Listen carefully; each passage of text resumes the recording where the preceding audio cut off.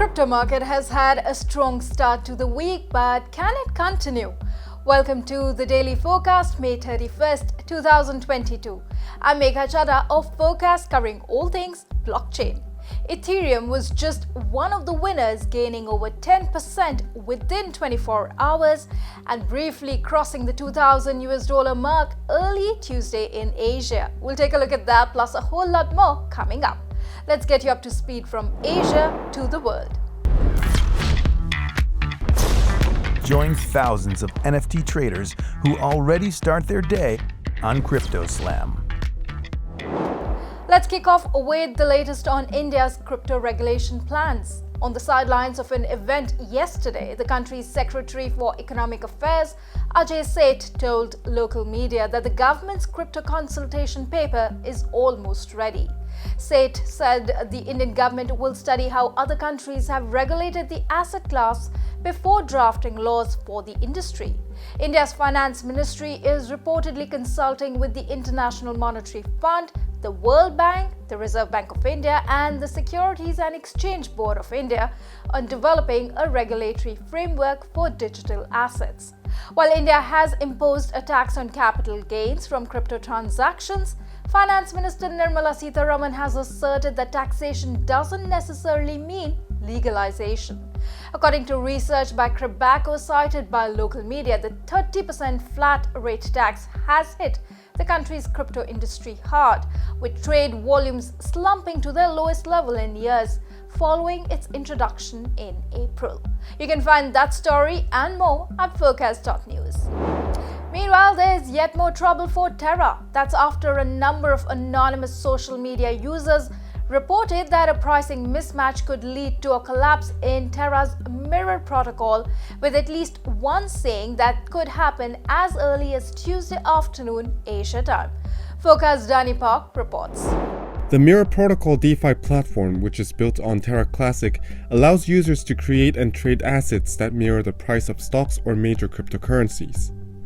Reports of a problem began surfacing a couple days ago, with one Mirror Forum user alleging that the protocol was suffering from an ongoing exploit of more than $2 million due to a pricing error on the Terra Classic token.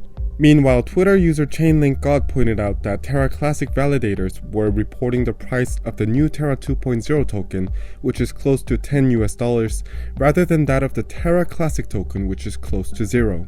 Todd Garrison, founder of blockchain developer Blockpain, reported that a majority of Terra Classic, or LUNC, validators are running an outdated version of the pricing mechanism. And Twitter user FatManTerra added that the exploit could be spotted in liquidity pools mirroring Bitcoin, Ethereum, Polkadot, and Galaxy Digital stocks within the protocol. That same user has passed form, as they also discovered a $90 million drainage in Mirror Protocol just last week that had gone unnoticed since October 2021. Another Mirror Forum user highlighted the start of pre-market trading at 4 a.m. Eastern Time on Tuesday as being the crunch point, saying that without a fix, all assets could go to zero at that time. FatManTerra tweeted again shortly after that to say the crisis had been averted in the nick of time, with Mirror stepping in to disable the usage of mBitcoin, mEthereum, mGalaxy Digital, and mPolkadot as collateral, thus preventing the attacker from draining the rest of the pools. Terra launched its new blockchain over the weekend, taking over the names Terra and Luna and renaming the old chain and token Terra Classic and Luna Classic. For Forkast, I'm Danny Park. Over in the markets, the crypto top 10 is back in the green, with the total global market cap up almost 6% in the 24 hours to Tuesday morning in Asia. Forkast Lachlan Keller takes a look at the market action. The top 10 cryptocurrencies by market capitalization in CoinGecko's rankings all gained at least 5% in the 24 hours to early Tuesday in Asia, as US traders returned from the Memorial Day public holiday. Cardano led the charge, surging over 15% following the recent launch of the Eargon cross-chain bridge, which allows Ethereum-based USDC and ERC20 IAG tokens to run on Cardano. Cardano's native currency, ADA, was trading at almost 59 US cents Tuesday morning in Asia. Meanwhile, after spending the better part of a week below $2,000 Ethereum staged a comeback, gaining over 10% and briefly heading north of the $2,000 mark. The world's second largest cryptocurrency had hit a low of $1,721 last Friday after a 7-block reorganization was spotted on the proof-of-stake Beacon chain. Bitcoin also had a strong start to the week and was trading above the $31,000 mark for the first time since mid-May. One expert told Forkast 2 factors interested him around the recovery. We saw capitulation in the crypto space 2 weeks ago with the collapse of Terra. Now, the Bitcoin price action to me signified capitulation down to the 25,400 low. And since trading to that 25,400 low, Bitcoin has been consolidating up towards 29,000, 30,000, trading in a very, very tight range. And I think what that signifies is there has been some support for the quality end of crypto, of which you would say Bitcoin and possibly Ethereum are the 2 that I'm referring to. However, Sycamore says the more interesting aspect was around the Bitcoin-Nasdaq correlation.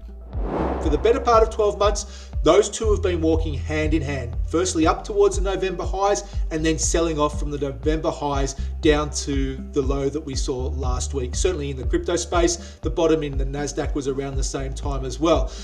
Nasdaq and the US equity market rebounded by about 6.5%, 7% last week. And strangely enough, Bitcoin was just sitting there over the weekend. Sycamore concludes that Bitcoin simply got congested around the $29,000 mark temporarily, as he can see no reason for a permanent breakdown in the correlation. He says that if the recovery in equity markets continues, Bitcoin could be headed towards $36,000 or even $40,000. For Forkast, I'm Lachlan Keller.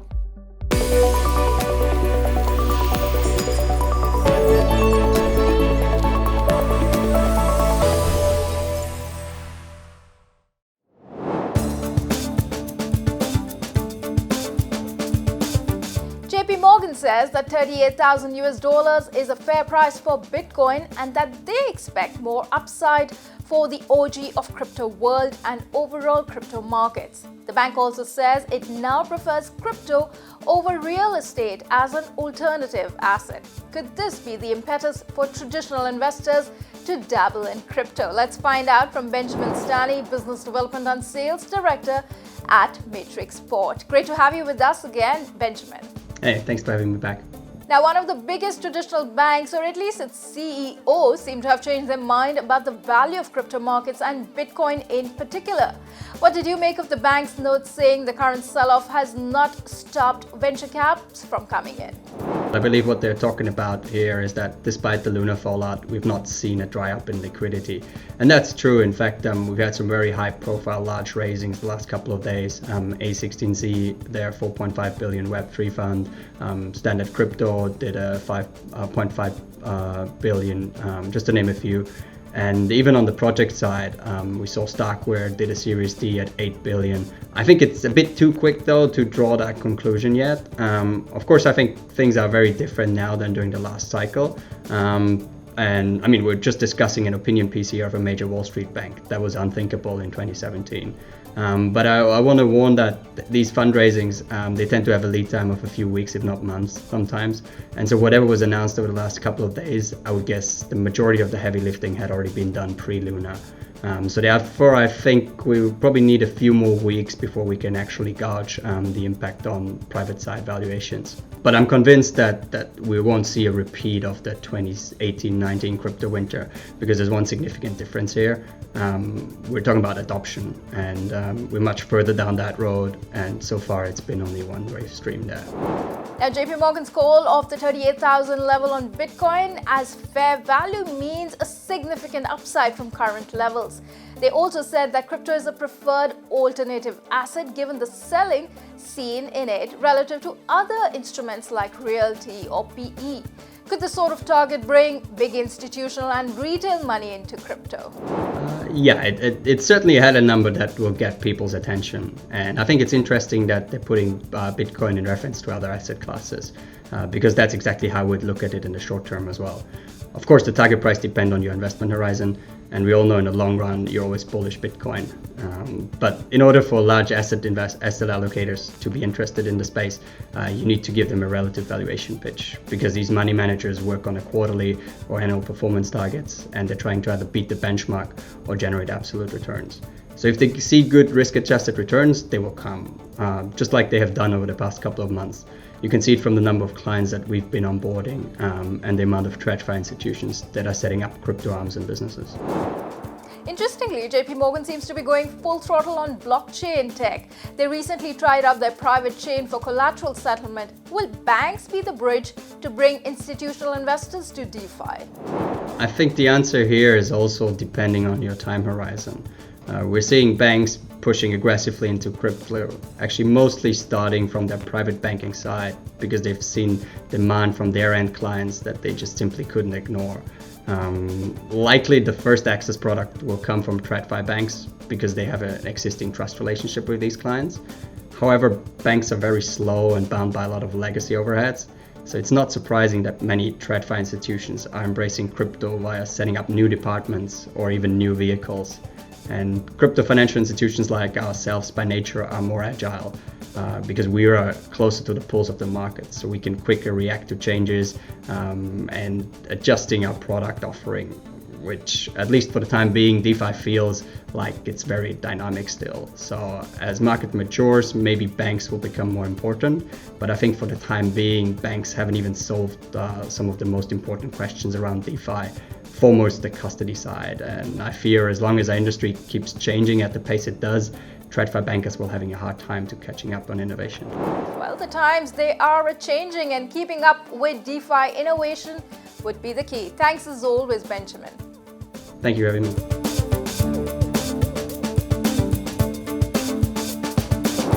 And that's the Daily Forkast from our vantage point right here in Asia. For more, visit Forkast.News. I'm Forkast Megha Chaddah. Until next time.